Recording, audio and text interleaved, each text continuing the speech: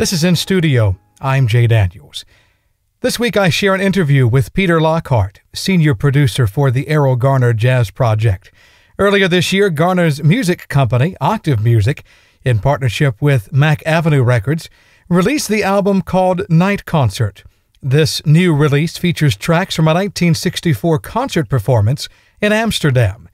Erroll Garner is joined by bassist Eddie Calhoun and drummer Kelly Martin. During the interview, we'll discuss the story behind the making of this album, as well as its future impacts upon a younger audience. There's quite the history that comes with the story of Erroll Garner. He comes from an iconic collection of jazz musicians based in Pittsburgh, Pennsylvania, and even some of his own family members were prolific musicians throughout the region, including his brother. Where did Erroll's musical beginnings lie? Well, I mean, Erroll, what Erroll would say is it was a gift, right? That was, I've heard him say that many, many times in interviews, and as sort of the story that I heard from various people, including James Duran, who wrote a book on Erroll, was that his siblings were all getting piano lessons, and the way that would work is the teacher would come to the house and they would have a piece to play that week, and each child would get a section of the piece, and the teacher would play the section, and then the student would try to sort of play it back, or play portions of it, and supposedly at the end of the lesson, Erroll had been sitting listening, and I think he was 3 years old at the time, and he got up on the piano and played the whole piece from memory, and so that's the I think, and then at that point it was sort of he was rarely disconnected from a piano for the rest of his life. So that's what I've understood. And you bring up a very important point about his musical inspirations and really how he was able to perform. I didn't realize this until just recently, but Erroll Garner did not read music. He didn't read music, and that's something that it's something that people like to talk about and like to bring up a lot, and I think it's I always look at it as a how did that affect his style, and one of the things that the great Jerry Allen would talk about when she talked about Garner's effect on her own music was that it made her playing more free to listen to Erroll, and I think about his style and the freedom that he with which he approached the piano and the way that he approached music, and I think part of that is because he had his own set of rules. I think he very much he may not have read music on the page. He certainly had a really strong and very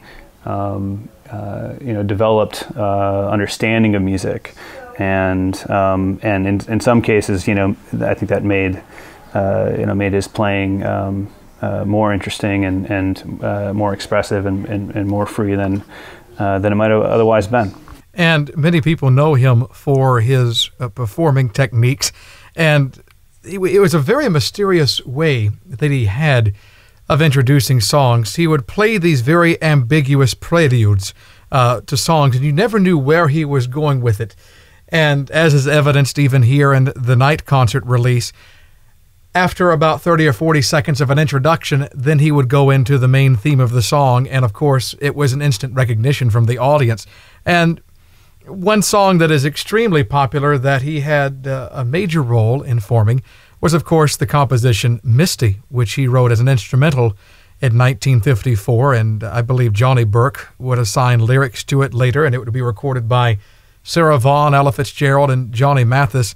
So certainly, while he could not read music, it did not have a slight upon his abilities. And I was reading just the other day, I'm a big fan of Johnny Carson and The Tonight Show, and I read that Garner was possibly Carson's favorite jazz pianist and was on the show numerous times. And he was truly an innovator. And The sad part about it all is he passed away very young in 1977. Yeah. Peter, even though his death was in the late 70s, we continue to see new releases coming out from the legendary pianist. And just over the past 3 years, we've seen 3 new releases from Octave Music. The first was a re-release of Concert by the Sea, probably his best-known live recording in 1955. Then there was an award-winning release, Ready Take One, in 2016. But here we are in 2018, some 41 years after his passing, and we have another new release from Octave and Mack Avenue of a concert that Erroll and Trio did in 1964. And it's called Night Concert. And you've been heavily involved in this project. Why this particular concert, and why now?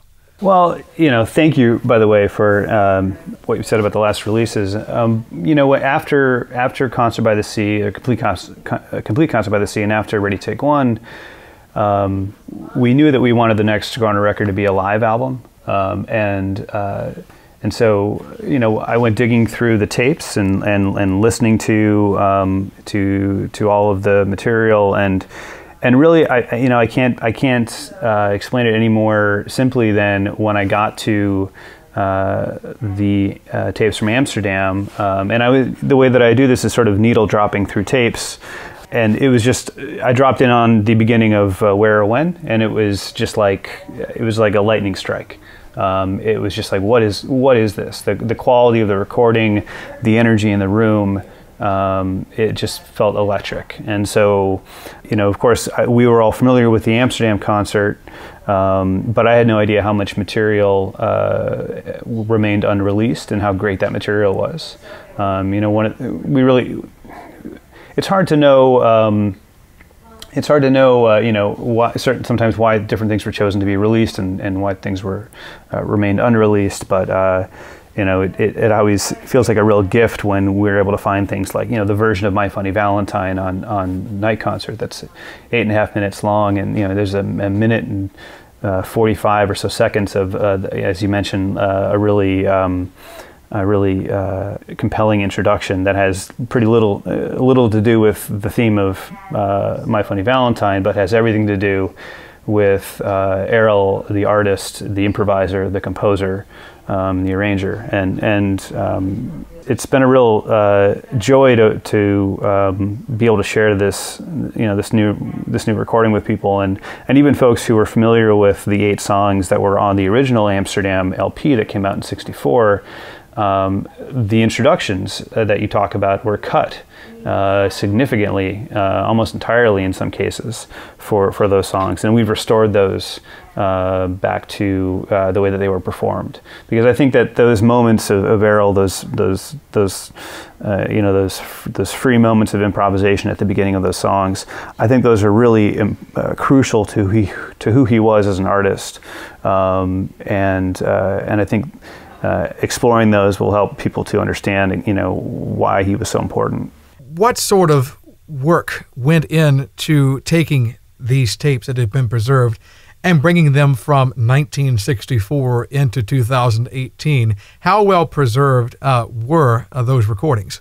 Well, the really great news about the Night Concert tapes is that we had half-inch, 3-track, essentially multi-track tapes to work with.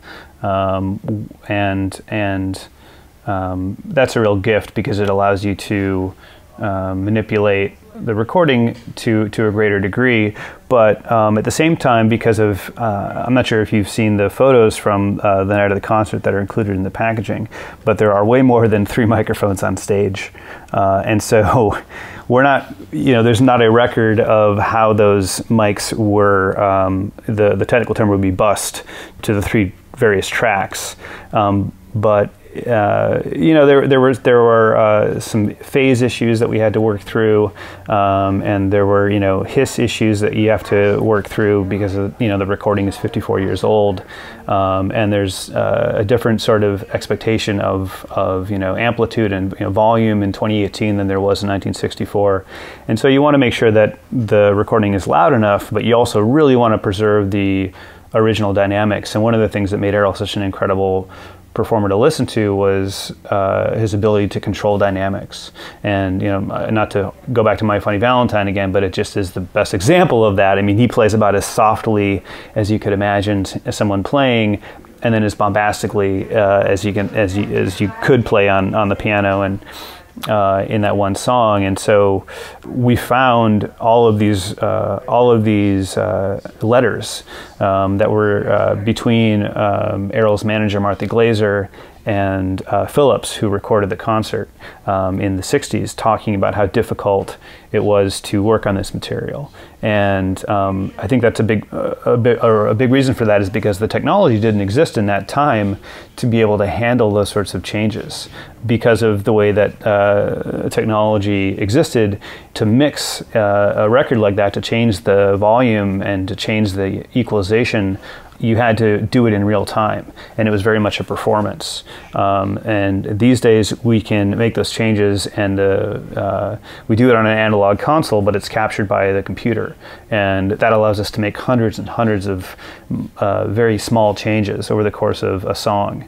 And we sort of call it restoration mixing or micro mixing. And by doing that, our goal is to try to make up for the technological shortcomings of whatever was available, and hopefully bring the listener back into the room where this recording was made, and try to imagine what it was like to be in the room. And that's true of both sort of the volume and also the stereo image of the concert, where we put the drums, where we put the bass, where Erroll lives. We really took our time making sure that this recording was as good as we could possibly make it, and that was a real, even though we had some sort of hurdles to jump through in order to get it to sound the way that it sounds, to be able to do that is a real joy. So I had a great time working on this record. We'll have more with Peter Lockhart coming up. I'm Jay Daniels, and this is In Studio.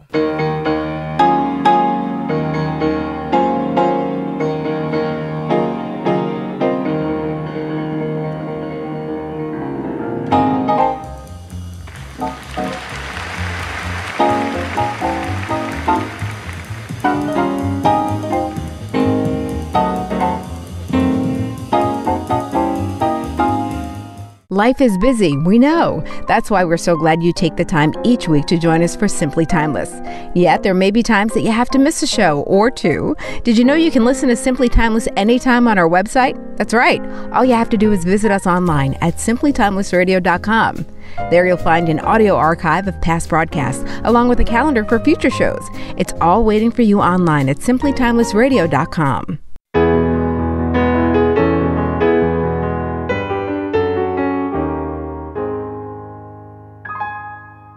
You are listening to In Studio. I'm Jay Daniels. Here's the conclusion of my recent interview with Peter Lockhart, senior producer for the Erroll Garner Jazz Project.